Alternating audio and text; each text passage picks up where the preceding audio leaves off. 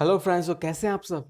आज हम डिस्कस करेंगे भारत बायोटेक के द्वारा बनाई गई एक वैक्सीन जो कि ह्यूमन ट्रायल स्टेज में पहुंच चुकी है। और ये काफ़ी अच्छी बात है क्योंकि हमारी जो इंडियन कंपनीज है वो काफ़ी सारी जो वैक्सीन के डेवलपमेंट में काफ़ी आगे निकल चुकी हैं। और जो फर्स्ट कंपनी है भारत बायोटेक, इसको अप्रूवल मिल चुका है आईसीएमआर के थ्रू। और ये भारत बायोटेक इंडिजिनियस कोविड-19 वैक्सीन कोवैक्सीन इसका नाम है। और इसको phase second human clinical trials के लिए अप्रूवल मिल चुका है। सो ये आपकी दिखने में ऐसी है कुछ image. The SARS-CoV-2 strain was isolated in NIV, National Institute of Virology, Pune, and transferred to the Bharat Biotech. The indigenous inactivated vaccine was developed and manufactured in Bharat Biotech's BSL-3 Biosafety Level 3 High Containment Facility located in Genome Well, Hyderabad. Hyderabad में develop हुई है, Bharat biotech की एक laboratory है। Exam prospective से important भी है आपका कि भारत बायोटेक लोकेटेड या फिर इसके जो डायरेक्टर हैं वो कौन है। तो pharma major Bharat Biotech has announce the development of India's first vaccine candidate for the कोविड-19 named Covaxin in collaboration with the Indian Council of Medical Research ICMR और नेशनल इंस्टीट्यूट ऑफ बायोलॉजी। जैसे Wuhan Institute of Biology था ना जहाँ से फैला था, वैसे इंडिया का भी है नेशनल इंस्टीट्यूट ऑफ बायोलॉजी। हमारा तो खैर डेमोक्रेटिक है, उनका ऐसा है कि वहाँ बात सामने आती नहीं है। तो वहाँ भी वैसे काम चल रहा है इसके ऊपर, चाइना में भी। और अमेरिका में भी आपको पता है स्टेज ह्यूमन ट्रायल स्टेज में काफ़ी आगे निकल चुके हैं। और यूरोप में भी ह्यूमन ट्रायल स्टेज में काफ़ी आगे निकल चुके हैं। तो भारत भी इसी स्टेज पे पहली बार मतलब फर्स्ट स्टेप बढ़ चुका है। Bharat Biotech declared that the Drug Controller General of India (CDSCO) and Ministry of Health and Family Welfare have granted permission to initiate phase 1 and phase 2 human clinical trials after the company submitted results. इसके results काफ़ी अच्छे आए हैं जो कि इन्होंने animals पे किए थे, उसके बाद ये अब ह्यूमन ट्रायल्स पे आ चुके हैं। Announcing the vaccine development, Dr. Krishna Ella, Chairman and Managing Director of Bharat Biotech said. Krishna एल्ला इसके भारत बायोटेक के मैनेजिंग डायरेक्टर भी है।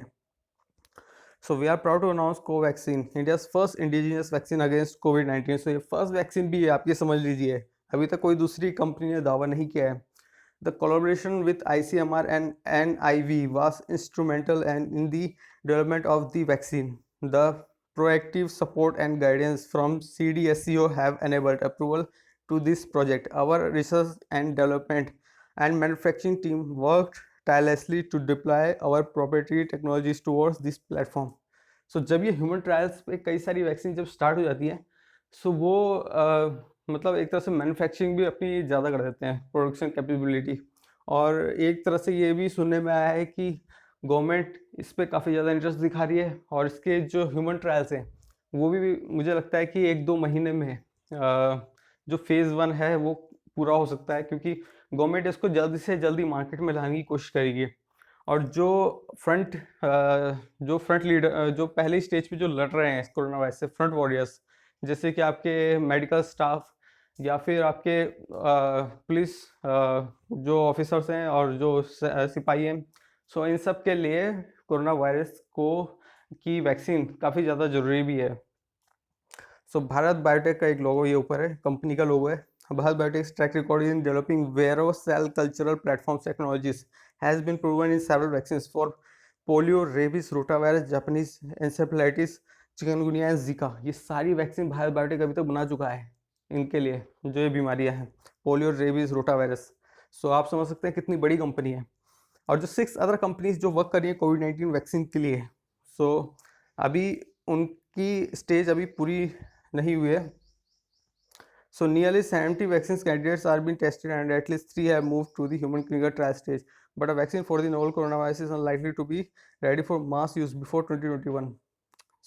6 companies ये रही, Zydus, Cidla is working on 2 vaccines. ये 2 वैक्सीन पे काम कर रही है, सीरम इंस्टीट्यूट और Biological E, Bharat Biotech, Indian Immunological and Mynvax, ये सारी एक वैक्सीन पे काम कर रहे हैं। तो Bharat biotech human clinical trials के लिए अप्रूवल ले चुका है। Vaccine development is a lengthy process है, काफ़ी लंबी प्रोसेस होती है। इसमें आपको पता है कि पहले एनिमल पे ये ट्राई करते हैं, फिर ह्यूमन ट्रायल्स होते हैं, और ह्यूमन ट्रायल्स जब सक्सेसफुल हो जाए सो उसके बाद ये वैक्सीन आने में इसको तभी एकदम से इसको अप्रूवल नहीं मिलेगा, इसको पहले ह्यूमन ट्रायल्स में भी ऑब्जर्व करना पड़ता है। सो उसमें भी टाइम लगता है, उसके बाद ये मार्केट में आने के लिए एक तरह से जब ये एक तरह से अप्रूवल हो जाएगा इसका गवर्नमेंट के थ्रू, सो ये कई लोगों को मिलनी शुरू हो जाएगी। सो ह्यूमन ट्रायल फेज भी कई फेज में होता है। Phase one trial are small scale usually involving few participants to assess whether the vaccine is safe for humans. Phase two trials often involve several hundred subjects and mainly evaluate the efficiency of the vaccine against the disease. So सबकी आपको पता है कि DNA वगैरह सब अलग अलग है। सो इस वजह से भी इसको पहले टेस्ट किया जाता है कि हाँ ये सही तरीके से असर कर रही है कि नहीं कर रही है, क्योंकि वैक्सीन अगर हर ह्यूमन बॉडी पे सही तरीके से असर करेगी एक जैसा, तो तभी तो इसका पता चलेगा। और कई बार ऐसा होता है कि साइड इफ़ेक्ट्स भी होते हैं, सो वो एकदम से पता नहीं चलते हैं, वो टाइम बाय टाइम मतलब कई महीने बाद पता चलते हैं आने। सो वो भी हमें एनालिसिस करना पड़ेगा। ऐसी किसी को भी अगर वैक्सीन लगा दी तो उसके बाद अगर उसके नेगेटिव इम्पैक्ट आने शुरू हो गए, सो ये बहुत मेजर इम्पैक्ट कर सकता है बड़ी सोसाइटी पे। The final phase involves thousands of people to further assess the efficiency of the vaccine over a defined period of time and can last several months. So that is why we don't see a vaccine coming at least a year from now. So जिसके मतलब इस तरीके से जब human trials होते हैं, सो उसमें लगभग एक साल तो पूरा लगने को है ही।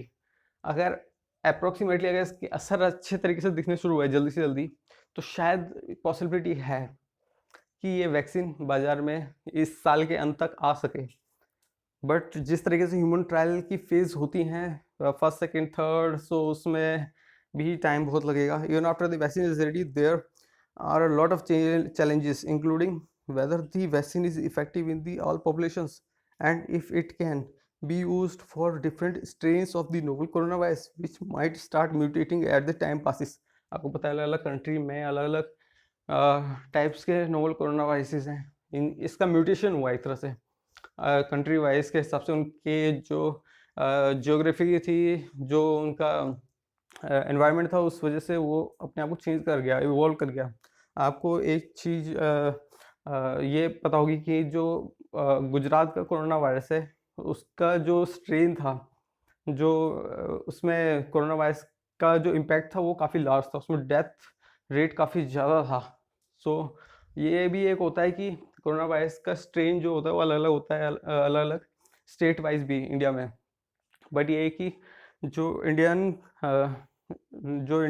रिसर्चर्स हैं, उन्होंने पता लगाया है कि जो कोरोना वायरस है ये एवरी स्टेट में सिमिलर टाइप का ही स्ट्रेन है।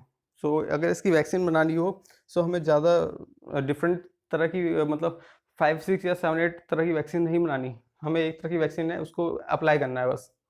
So there are the lots of vaccines which are being tested for the COVID-19, some of which are in the stage 1 clinical trials, but we still don't know how fast they will proceed towards the vaccine and they can take several months to reach any point. So इसमें काफ़ी time भी लग सकता है। According to the World Health Organization (WHO), 3 vaccine candidates are in the clinical testing phase. So तीन internationally WHO ने 3 companies को clinical trials की अप्रूवल दे चुका है, जिससे कि अगर जो इंडिया में काम चल रहा है वो WHO रिपोर्ट पब्लिश कर सके कि हाँ ये 3 कंपनीज है, इन्होंने इस स्टेज पे काम कर चुके हैं, जैसे कि दूसरी कंट्रीज की भी पब्लिश करती है WHO रिपोर्ट कि कहाँ तक काम चला है, ह्यूमन ट्रायल्स पे पहुँचे कि नहीं पहुँचे। तो 6 कंपनीज में से WHO listed only Zydus Cadila and the serum institute from India as among the global firms working on a COVID-19 vaccine. So इनमें से 2 ही लिस्टेड किए हैं, Zydus Cadila और serum institute. The most advanced candidates have recently moved into clinical development, including mRNA 1273 from US-based biotechnology company Moderna, AD5-nCoV from Chinese biopharma company CanSino Biologicals, and Inno 4800 from American pharmaceuticals company Innovo. So ये companies है, ये human trials में काफ़ी आगे निकल चुकी है। So other भी कंपनीज हैं जो कि SMENP DC and pathogen specific APEC from Shenzhen Germany Medical Institute of China. So ये भी और numerous other vaccine develop have indicated plans to initiate human testing in 2020.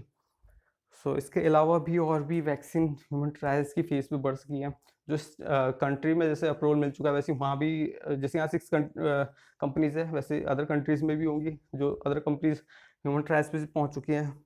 Experts believe the genome sequencing of the new coronavirus provided by the scientists in China shows it shares 79% of the same genetic material as severe acute respiratory syndrome (SARS).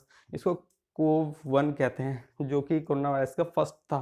ये China में फैला था और China से होते होते ये कुछ कंट्रीज़ में और आया था, बट मेजरली ये चाइना में ही रहा था। ये इस तरह से पैंडेमिक नहीं बना था। और जो मिडल ईस्ट रेस्पिरेटरी सिंड्रोम, ये भी आपका जो मिडल ईस्ट था, तो ये एपिडेमिक था एक तरह से। मिडिल ईस्ट के पूरे कंट्रीज था उनमें फैलना शुरू हो गया था। सो मिडिल ईस्ट का रेस्पिरेटरी सिंड्रोम ये भी सिमिलर था एक तरह से। और a species of corona virus which infects human bats and camels. So ये फैलता है ह्यूमन बैट्स एंड कैमल्स के थ्रू अलग अलग। A striking feature of the vaccine development landscape for COVID-19 is the range for technology platforms being evaluated, including nucleic acid, DNA, and RNA virus like particles, like weakened virus and inactivity virus approaches. So DNA और RNA की जो research है, इसमें अभी तक जितनी भी world की बायोटेक कंपनीज थी, काफ़ी पीछे थी। सो इस वजह से एक जो इसमें मदद जो कोरोना वायरस की स्टडी है, उससे काफ़ी मदद मिल रही है। इन केस फ्यूचर का कोई इस तरह का कोई डिज़ आती है, सो उसमें काफ़ी मददगार साबित होता है ये। So thank you for listening this.